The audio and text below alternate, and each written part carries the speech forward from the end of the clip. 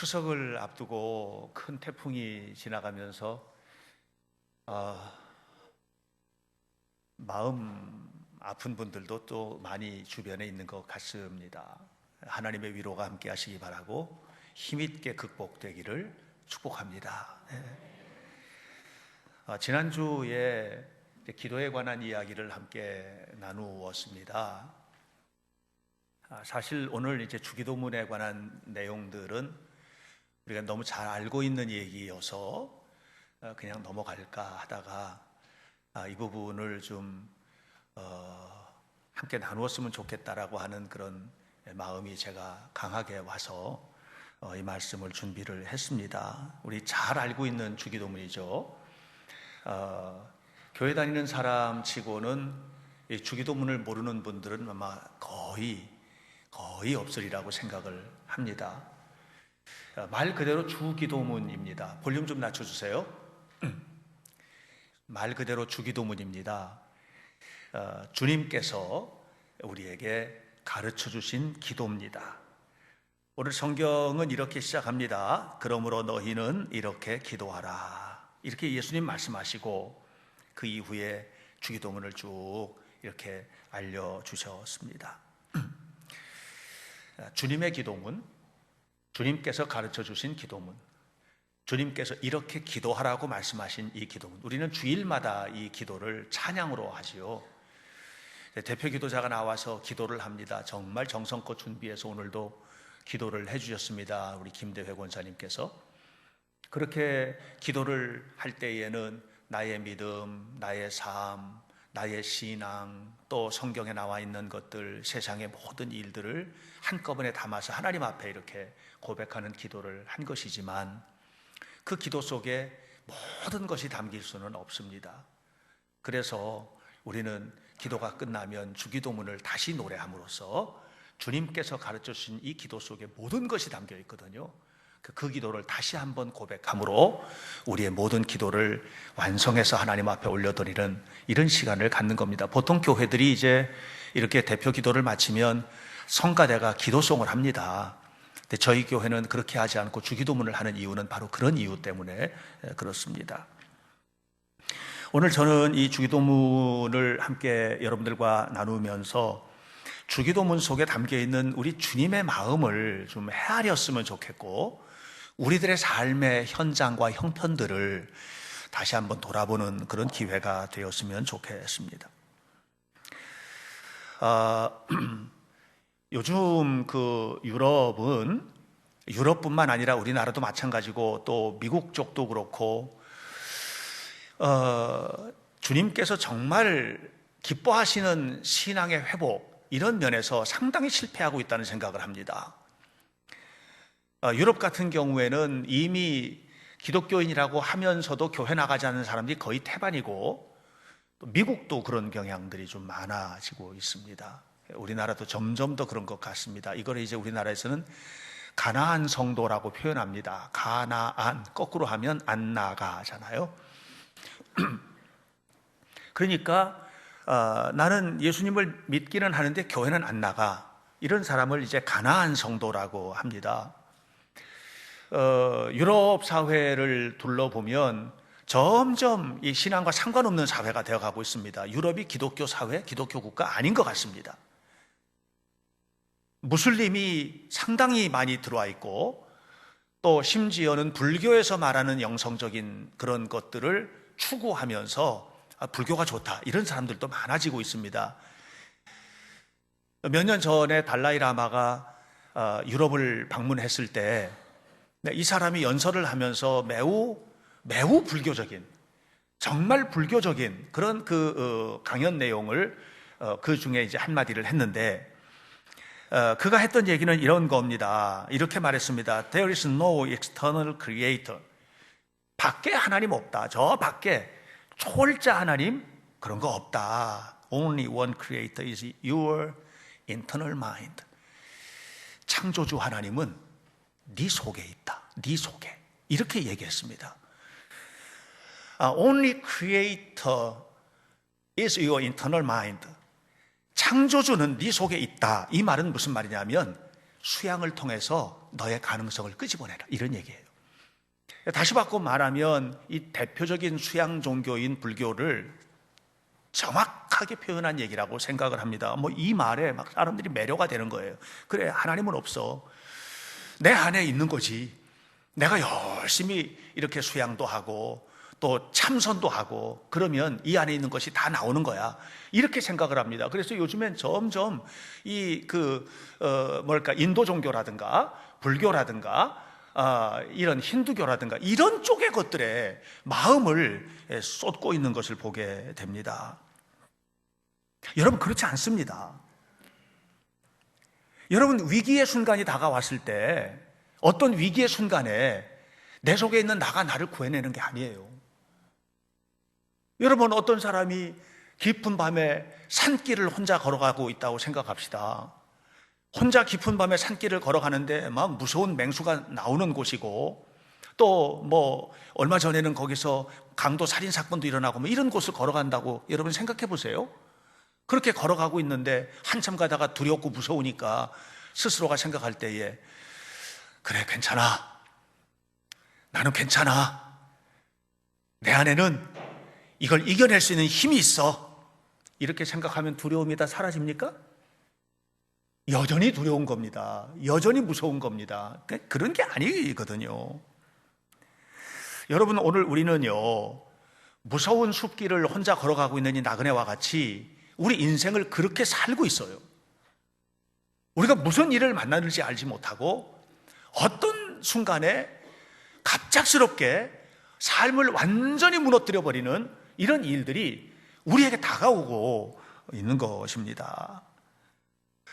여러분, 그런 속에서 살면서 창조자, 능력, 위대함은 네 속에 있는 거야, 이렇게 가르치는 종교 가지고는 해결이 안 됩니다. 우리 주님은 뭐라고 말씀하셨습니까? 함께 하겠다고 하셨습니다. 네가 걷는 그 길에 함께 가겠다. 네가 당하는 위험 속에 내가 함께 가겠다. 끊임없이 말씀하셨습니다. 신명기 31장 23절에 여호수아가 모세로부터 지도력을 위임받고 두려워할 때 뭐라고 말씀하셨습니까? 내가 너와 함께 할 거야, 이렇게 말씀하셨습니다.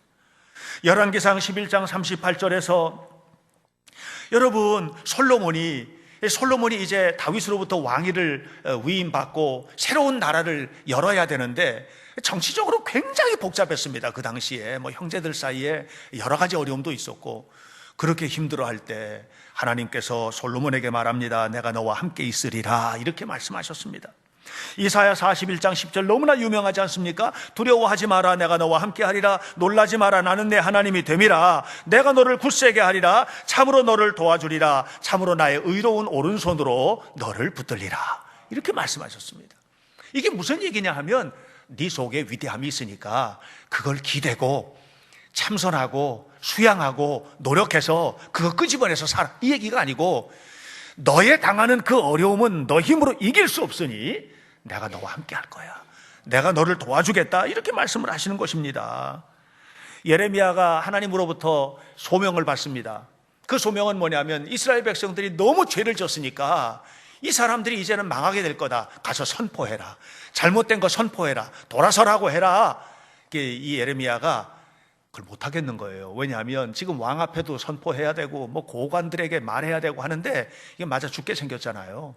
두려워서 견딜 수가 없는 겁니다.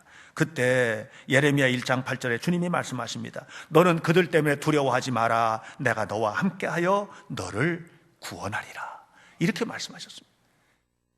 성경에는요, 이런 얘기가 끊임없이 나옵니다. 끊임없이. 왜 이런 얘기를 할까요? 하나님이 왜 이런 얘기를 할까요? 내가 스스로 전부 극복할 수 있고 내가 다 이겨낼 수 있다면 주님이 이런 얘기 할 이유가 없는 겁니다. 우리는 그런 존재가 아닙니다. 내 속에 위대함이 있어서 이거 끄집어내가지고 뭘 하라고요? 우리는 그런 존재가 아닙니다. 그래서 주님께서 말씀하신 것입니다. 마태복음 28장 20절에서 내가 세상 끝날까지 너와 함께하리라. 주님께서 우리와 함께하겠다고 하는 것입니다. 주기도문은 이렇게 시작됩니다. 하늘에 계신 우리 아버지여, 이렇게 시작됩니다. 우리에게는 하늘에 계신 우리 아버지가 필요합니다. 절대적으로 필요합니다. 그리고 말씀하십니다. 하늘에 계신 우리 아버지여, 이렇게 말씀을 하시면서 우리는 하나님의 은혜 안에서 살아야 되는 존재라는 것을 강조해 말씀하시고, 그리고 난 다음에 뭐라 그러냐면 하늘에서 하나님의 뜻이 완벽하게 이루어진 것처럼 땅에서도 이루어지게 하겠다. 땅에서도 이루어지게 하겠다. 이렇게 말씀하시면서 이 땅에서 우리가 경험하는 수많은 일들을 이야기합니다. 일용할 양식의 문제, 죄의 문제, 절망의 문제, 시험의 문제, 좌절의 문제, 우리가 삶을 살아가면서 경험하는 수많은 문제들, 이 얘기들을 따라가게 만들고 있는 거예요. 이게 무슨 얘기입니까? 우리가 살아가는 인간사의 모든 일들, 양식의 문제, 죄의 문제, 좌절의 문제, 고통의 문제, 시험의 문제, 인간관계 문제, 이 모든 문제들 이 땅에서도 하늘처럼 이루어지게 하겠다. 어떻게 할 때? 내가 하늘에 계신 우리 아버지를 부를 때, 이 말이에요. 그래서 여러분, 우리는 하늘에 계신 우리 아버지를 바라보고, 하늘에 계신 우리 아버지, 다시 말하면 우리의 모든 관심을 하늘에 계신 아버지께로 향하고, 그리고 난 다음에 그 아버지와 함께 세상 속에 내려와서 세상의 삶을, 내가 세상에 살아가는 모든 것들을 살아내는 이런 삶을 살아가라고, 이렇게 주님은 우리에게 주기도문을 선물해주고 계시는 것입니다. 여러분, 이 땅은요 편안하지가 않습니다. 여러분, 한 주간 동안 편안하게 사셨습니까? 저는 우리 이번에 태풍 불 때 교회 앞에 마당에 큰 나무 하나가 쓰러졌거든요. 바로 건너 뽕나무 옆에 있는 아카시 나무. 봄만 되면 아카시아를 너무너무 많이 피워서 향기롭게 했던 그 나무가 굉장히 큰 나무인데, 그 나무가 돌풍에 그냥 쓰러져 버렸습니다. 이런 일이 벌어질 거라고는 생각을 안 했습니다. 왜? 든든한 나무니까. 든든한 나무니까. 어느 순간인가 보면 저도 이게 폐 수술 받을 때 폐암병동에 제가 있었는데, 저는 폐암은 아니었지만 폐암병동에 있었는데, 보면 진짜 이럴 줄 몰랐어요. 나는 담배도 안 하고 술도 안 하는데 이런 사람들이요 있어요. 내가 이런 일을 당할 거라고 하는 것을 상상을 하지도 못했다고 하는 사람들이 있어요. 경제적인 어려움 속에 쓰러지는 사람들이 얼마나 많은지 모릅니다. 얼마 전에는 대전에서 한 아파트에서 밀린 우유값 7개월 밀린 것 때문에 감당을 못 해가지고 그래서 일가족 4명이 자살했습니다. 이런 일들이 우리 주변에 지금 일어나고 있는 거예요. 태풍이 왔습니다. 과일나무의 열매들이 다 떨어졌습니다. 다 견디질 못하고 다 떨어졌습니다. 어떤 분이 인터뷰를 하면서 방송에 그런 얘기합니다. 이게 내 희망이었는데 모든 것이 떨어졌습니다. 어떻게 해야 될지 모르겠습니다. 이렇게 말을 합니다. 여러분, 이것이 우리들이 살고 있는 삶인 거예요. 어느 순간에 한순간에 모든 것들이 헛것이 되어버리는 이런 속을 우리가 살고 있는 것입니다. 이런 어려움에서 탈출하고 완전히 역전이 되고 하는 것은요, 여러분, 글쎄 모르겠습니다. 여러분들은 그런 삶을 사십니까? 정말 많은 경우에 동화책 속에 나오는 얘기 같은 삶을 사는 분도 있기는 하지만 우리들에게는 그런 일들이 주어지지 않았던 것입니다. 예수님은 이런 우리들의 모든 것들을 너무 잘 알고 계세요. 너무 잘 알고 계시는 주님께서 우리의 삶의 현장에서 너가 많은 기도를 하잖아. 그런데 진짜 기도를 내가 가르쳐 줄게 하시면서 우리에게 주기도문을 가르쳐 주신 것입니다. 저는 이 주기도문은요, 신앙생활하는 우리 모두에게 주시는 하나님의 가장 큰 선물이라고 생각합니다. 여러분, 예수님이 우리에게 놀라운 선물로 오셔서 우리의 죄를 구원하시고 천국으로 이끌어 가시죠. 이거보다 더 큰 선물이 어디 있겠습니까? 주님께서 동행하신다고 약속하신 이거보다 더 큰 선물이 어디 있겠습니까? 그런데 이 모든 선물들이 이 주기도문 안에 다시 한번 반복되어서 우리에게 주어지고 있다고 하는 것입니다. 주기도문은 이렇게 시작합니다. 하늘에 계신 우리 아버지여, 이름이 거룩히 여김을 받으시오며. 주기도문을 통해서 예수님께서 우리에게 기도를 가르치시면서 제일 첫 번째로 하늘에 계신 우리 아버지여 라고 부르도록 이렇게 가르쳐주고 계십니다. 하나님, 나 경건하게 살도록 능력 주세요.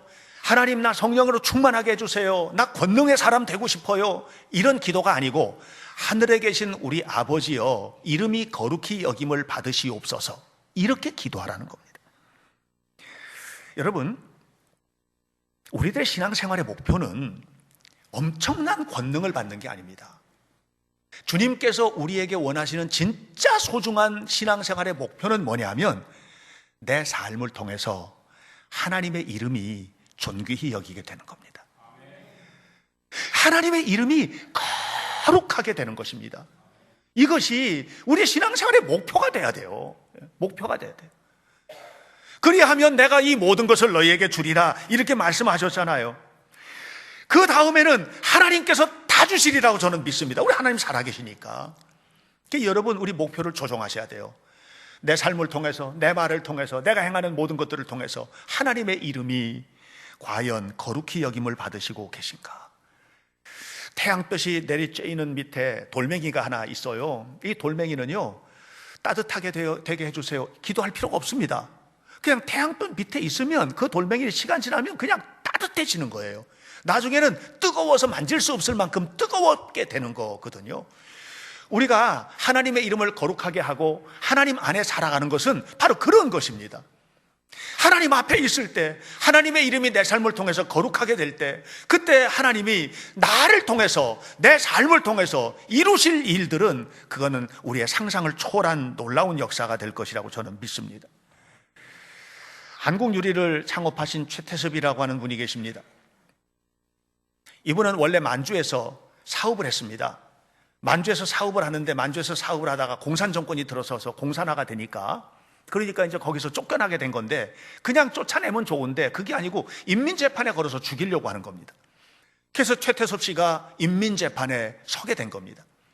인민재판에 세워놓고 거기서 이제 그 인민 가운데 한 사람이 나와가지고 막 죄를, 이 최태섭의 죄를, 약질반동 최태섭이 부르주아 노동자들의 피를 빨아먹고 막 이러면서 죄를 이렇게 했습니다. 이게 죽어야 되는 겁니다. 인민재판에 서면 살아날 수가 없는 겁니다. 그렇게 해서 이제 모든 피고에 대한 것들이 다 끝나고 났는데, 그 다음에 뒤에 있던 재판장이 해서는 안 될 말 한마디를 했어요. 그건 뭐냐면, 마지막으로 할 말이 있으면 하라, 이렇게. 그 말을 안 했어야 그냥 가서 죽는데 그 말 한마디 하라니까 이 최태섭 씨가 말을 시작을 한 겁니다. 그건 뭐냐면, 여러분, 그동안에 여러분들과 함께 행복했습니다. 저는 여러분들과 함께 회사를 이렇게 사업을 하면서 형제처럼 지냈고 하면서 그동안에 정말 그리스도인으로서, 하나님의 사람으로서 자기가 그냥 뭐 노동자들의 피만 빨아먹는 그런 삶을 산 게 아니고 얼마나 배려를 했고, 필요할 때마다 그 당시에 뭐 그 복지가 어디 있습니까? 지금부터 그 옛날에. 그런데 그런 일을 얼마나 최선을 다했고 하는 일을 하는데, 그런데 한쪽에서 흑흑하고 우는 노동자가 생기고, 또 한쪽에서는 한숨을 쉬고, 그러더니 한쪽에서 갑자기 옳소 하더니 막 박수를 치면서 저놈 죽여라, 이런 얘기가 나온 겁니다. 누구를 죽이라고 한 거냐면 최태섭이 아니고, 이 최태섭을 인민재판에 건 이 공산당 사람들을 죽이라고 이렇게 쫓아 올라와 가지고 이 사람들 막 끌어내고, 그리고 최태섭 씨는 거기서 풀려나옵니다. 그리고 나서 이제 다시 귀국을 하게 되고 사업을, 한국유리를 일구게 되죠. 여러분, 제가 이 얘기를 하는 이유는 뭐냐면, 그냥 그 사람은 이런 일을 목표로 산 사람이 아니에요. 그냥 하나님의 이름이 거룩히 여김을 받으시는 삶을 산 겁니다. 하나님의 이름이 거룩하게 되어지는 사업을 하십시오. 하나님의 이름이 거룩하게 여김을 받으시는 장사를 하십시오. 하나님의 이름이 거룩하게 여김을 받으시는 직장 생활을 하십시오. 하나님의 이름이 거룩하게 여기심을 받는 가정 생활을 하십시오. 하나님의 이름이 거룩하게 여기심을 받는 부부 생활을 하십시오. 그러면 그 속에 태양빛 밑에 있는 자가 태양빛을 주옵소서 기도할 이유가 없는 거예요. 그냥 빛이 쏟아지는 것처럼 하나님의 역사가 그 속에 나타나는 것 아니겠습니까? 사랑하는 성도 여러분, 새 사람 되어야지 이렇게 해서 새 사람 되는 게 아니라, 내 안에 이 인터널 마인드, 내 안에 이 위대한 창조자가 내 안에 계시다는 것, 이것은 맞지요. 내 안에 주님이 계시니까. 그런데 밖에 계신 하나님께서 내 안에 계시는 거예요. 그 주님의 은혜 안에서 우리가 살아가게 될 때, 그때 비로소 주님을 바라보는 우리에게 새 사람이 되고 새 생명이 이루어지고 새로운 축복이 이루어지고 하는 역사가 나타난 것 아니겠습니까? 주님이 말씀하십니다. 뭐라고 그러셨어요? 이사야 43장 1절에 내가 너를 지명하여 불렀나니 너는 내 것이다, 이렇게 하셨잖아요. 그래서 우리는 주님 앞에서 사는 겁니다. 주님의 그 말씀을 믿는 겁니다. 내가 너를 지명하여 불렀나니 너는 내 것이다, 이러셨잖아요. 그 주님을 붙들고 사는 겁니다. 그 주님의 은혜로 사는 겁니다. 괴테는 파우스트에서 말합니다. 태초에 행위가 있었느니라. 여러분, 태초의 행위는요, 말씀의 결과입니다. 말씀의 결과입니다. 창조가 되고 행위잖아요. 행동이잖아요. 뭐 빛이 생기고 뭐 짐승이 생기고 온갖 꽃들이 피어나고 열매가 생기고 사람이 생기고, 이 행위는요 말씀의 결과예요. 그래서 성경은 뭐라고 그러냐면 태초에 행동이 있었느니라 이렇게 말하지 않고 태초에 말씀이 계셨다, 이렇게 요한복음 1장 1절에서 말을 하고 있는 것입니다. 행동도 사라지고 인간도 사라지고 인간의 선행도 사라지고 우리의 하는 모든 일들도 사라지는 그 자리에 끝까지 살아남아 역사하시는 것은 하나님의 말씀임을 믿고 그 하나님의 말씀 앞에 살아가는 우리가 되어야만 합니다. 그래서 사람들이 우리에게 너는 어디서 그렇게 힘이 나냐 그러면 내가 요즘에 수양을 좀 하고 있어, 이런 말 하면 안 됩니다. 너는 어떻게 그렇게 힘이 나냐, 나 요즘에 열심히 건강하게 운동해, 이 말이 아닙니다. 베드로서에서 사도 베드로는 베드로 3장 15절에 말합니다. 너의 안에 있는 소망에 관하여 묻는 이들에게 대답할 것이 있게 하라. 그리고 누군가가 너의 힘이 무엇이냐, 너의 소망이 무엇이냐 이렇게 묻거든 그리스도라고 말하라, 이렇게 말합니다. 사랑하는 여러분, 그래서 하늘에 계신 우리 아버지, 그 아버지 앞에 살아가는 여러분의 삶 속에 날마다 하나님의 뜻이 이루어지고 모든 귀한 것들이 열매 맺는 은혜가 있기를 축복합니다. 그 주님께서 우리에게 이렇게 말씀하십니다. 땅에서도 이루어지게 될 것이다. 땅에서도 뭐가 이루어지게 됩니까? 땅에서 이루어지는 것이 무엇입니까?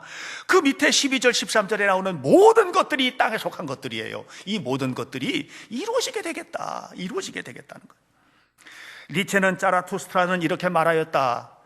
니체는 무신론자죠. 무신론적이에요. 그런데 그가 이렇게 말했습니다. 당신의 주인은 운명이야. 그러니까 달리 할 수 있는 일이 없어. 운명이 다가오면 그 운명을 사랑해야 해. 이게 니체가 자라투스트라로 하여금 말하게 한 겁니다. 당신의 주인은 운명이야. 그러니까 운명이 다가오면 피할 수 없어. 운명은 그 너의 삶의 주인이니까 다가오면 맞아들일 수밖에 없다, 이렇게 얘기했단 말이에요. 여러분, 아닙니다. 성경은 한 번도 그런 얘기 한 적이 없습니다. 우리 주님은 한 번도 네 운명을 사랑하라 이런 말 한 적이 없습니다.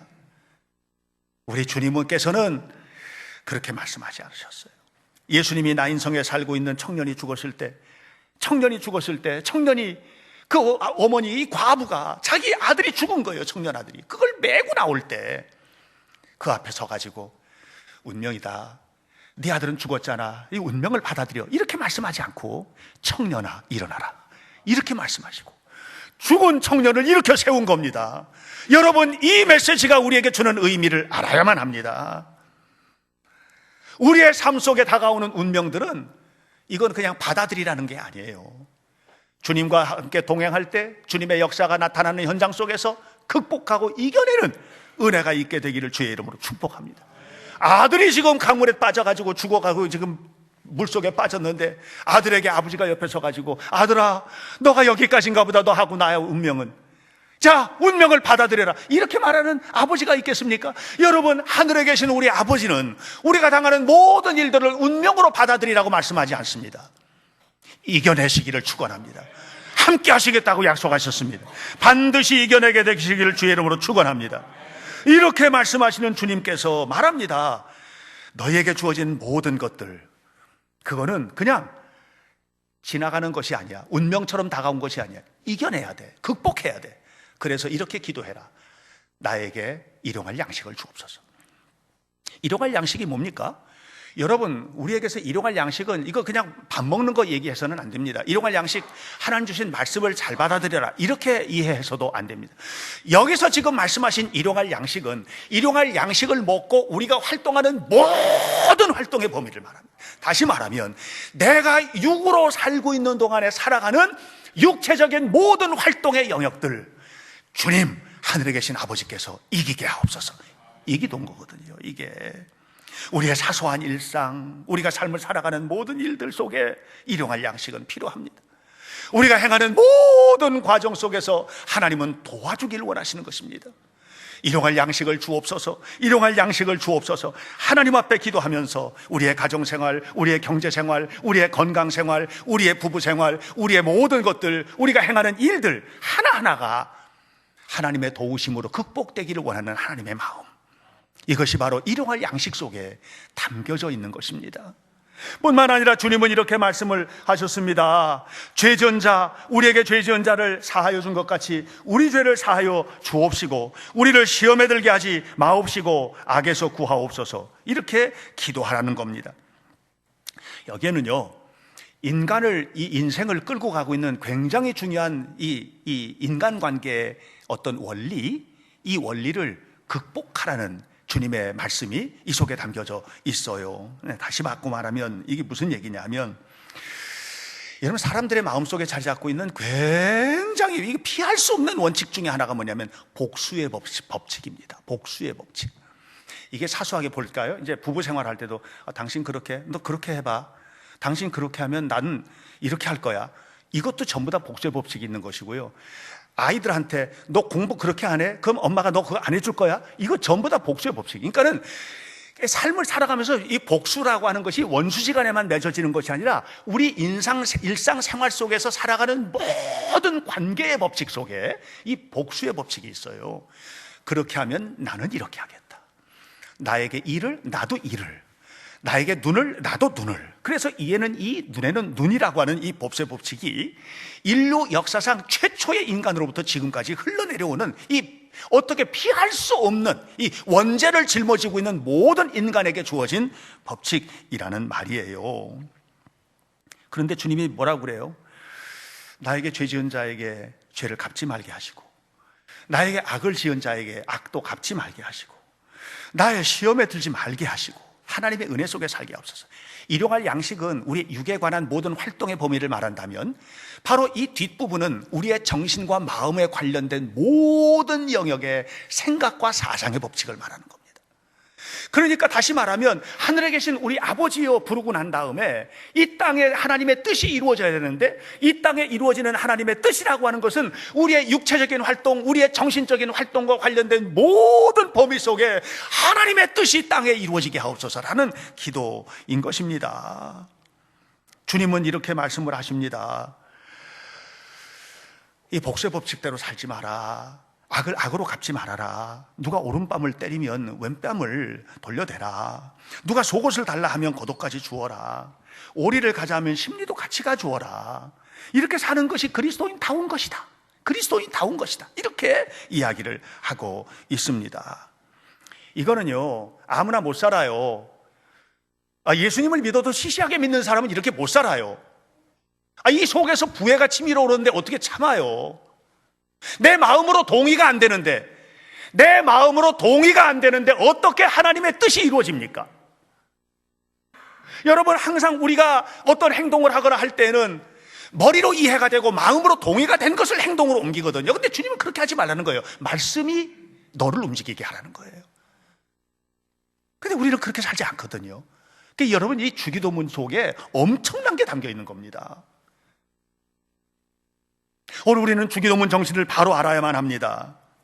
우리 말에 이런 말이 있어요. 뭐뭐답다, 이런 말이 있습니다. 뭐뭐답다. 예를 들면 저 사람은 목사답다, 장로답다, 저 사람은 진짜 엄마는 저렇게 살아야 돼, 엄마다워, 뭐라든가. 이렇게 답다라고 하는 이 전미사, 이 답다라고 하는 전미사는 그 앞에 뭔가 의미를 부여하는 중요한 원리가 담겨져 있어요. 저는 그래서 여러분들에게 이렇게 묻고 싶은 겁니다. 그리스도인다운가? 나 성도다운가? 하나님의 자녀다운가? 그리스도인답게 살아가시기를 주의 이름으로 축복합니다. 그러면 그리스도인답다는 것은 뭘까? 완벽해지는 거? 우리가 어떻게 완벽해져요? 여러분 완벽하십니까? 여러분 행동 완벽하십니까? 여러분 신앙 완벽하십니까? 지금이라도 당장 하나님 앞에 가면 예수님께서 우리의 보혈의 은혜로 우리의 죄를 다 사해 주셔서 천국 가지만 그걸 싹 내려놓고 주님 앞에 선다면 설 자신이 있습니까? 여러분, 이 그리스도인답다는 건요, 완벽한 걸 말하는 거 아니에요. 완벽한 목사, 완벽한 장로, 완벽한 권사, 이런 게 아니에요. 완벽한 엄마, 이런 게 아니에요. 그리스도인답다는 것은 나의 부끄러움, 나의 연약함, 나의 부족함, 나의 이 절망감, 이거를 알고 있는 거예요. 그래서 그걸 가지고 나는 나 스스로 내 안에 있는 어떤 신적인 능력을 가지고 해결할 수 있어, 이게 아니라 하나님은 나의 아버지야. 그러니까 이걸 붙들고 끌어안고 하나님 앞에 나가는 사람이 그리스도인다운 겁니다. 저는 여러분, 우리 현대교회 성도들이 정말로 그리스도인답게 되시기를 주의 이름으로 축복합니다. 이 땅을 살아가는 동안에 우리의 삶에는요, 어려운 문제가 있습니다. 저는 신문에서도 보고 TV에서도 이렇게 뉴스 나올 때 이렇게 보면 막 과수원에 과일 다 떨어져 있는 걸 보면서 마음이 너무 아팠습니다. 진짜로. 여러분, 그들은 그렇게 힘들지만 우리도 둘러보면 우리 나름대로 저기 앉아있는 우리 청소년들, 저 아이들에게는 없겠습니까? 마음에 힘들고 어려운 문제. 그러나 우리는 분명히 알아야 됩니다. 하나님은 이렇게 말씀하셨습니다. 예수님께서 가르쳐 주셨습니다. 하늘에 계신 우리 아버지가 계신다. 이 땅에 우리 일용할 양식, 인간관계의 문제, 삶의 모든 문제들 힘들지만 하늘에 우리 아버지가 계신다. 그 아버지 나와 함께 하신다. 그 함께 하시는 주님과 더불어 살아갈 때 우리의 삶은 놀라운 은혜가 이루어지게 될 줄로 믿습니다. 저는 여러분 모두에게 이 주기도문이 추석에 새롭게 여러분의 삶 속에, 물론 다 알고 있었던 것이지만 또 새삼스럽게 여러분 모두에게 주시는 하나님의 선물이 되시기를 바라고, 이 믿음을 가지고 하나님 앞에 살아서 날마다 승리하시기를 축원합니다. 기도하겠습니다. 하나님, 진실로 주님 앞에 서게 하시고 진실로 아버지 앞에 살도록 우리를 도와주시기를 원합니다. 하나님의 영광이 우리의 삶 속에 강물처럼 흘러넘치는 삶을 위하여 우리는 하늘에 계신 우리 아버지여, 내 삶을 통해서 하나님의 이름이 거룩히 여김을 받으시옵소서 하고 하나님 앞에 살아가는 우리 모두가 되도록 도와주시고, 이 모든 일들을 통해 영광을 받으시는 하나님께, 그 거룩하신 주님께 주시는 허락받는 아름다운 복을 누리는 성도들이 되도록 인도해 주옵소서. 오늘도 함께 하시는 주님의 은혜를 감사하며 모든 성도들의 삶 속에 영원히 동행하시는 예수님의 이름으로 기도하옵나이다. 아멘.